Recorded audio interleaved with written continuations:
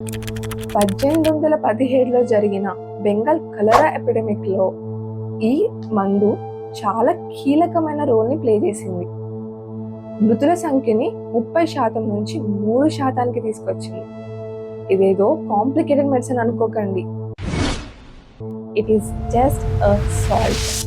Hi, this is doctor Konjetti Hampi. మనం మాట్లాడుకునేది ORS. ఈ ఓఆర్ఎస్ ఎవరు తీసుకోవాలి, ఎప్పుడు తీసుకోవాలి? ఏ వయసు వాళ్ళన్నా ఈ ఓఆర్ఎస్ని తీసుకోవచ్చు. వాళ్ళకి మోషన్, డయేరియా, ఎండ తాకిడి వల్ల హీట్ స్ట్రోక్ లాంటివి వస్తే ఇవి వాడడంలో తప్పులేదు. మరి ఎవరు వాడకూడదు? షుగర్, బీపీ ఉన్న వాళ్ళు ఖచ్చితంగా వాడకూడదు.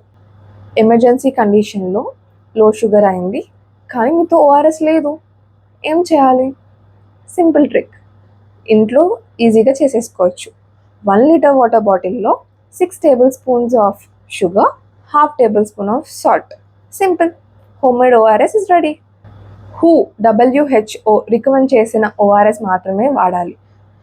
మీకు మార్కెట్లో టెట్రాప్యాక్ ఓఆర్ఎస్ డబ్బాలు దొరుకుతాయి, కానీ క్షుణ్ణంగా పరిశీలిస్తే దానిలో చిన్నగా రాస్తారు, ఇది డయేరియా, డయాబెటీస్ ఉన్న వాళ్ళకి ఇవ్వకూడదు అని చెప్పి. దయచేసి ఈ ఓఆర్ఎస్కి, ఉప్పు ఉన్న ఓఆర్ఎస్కి కన్ఫ్యూజ్ కాకండి. మీలో ఎంతమంది ఓఆర్ఎస్ టెట్రాప్యాక్ తాగి మోసపోయారో కామెంట్స్లో తెలియజేయండి.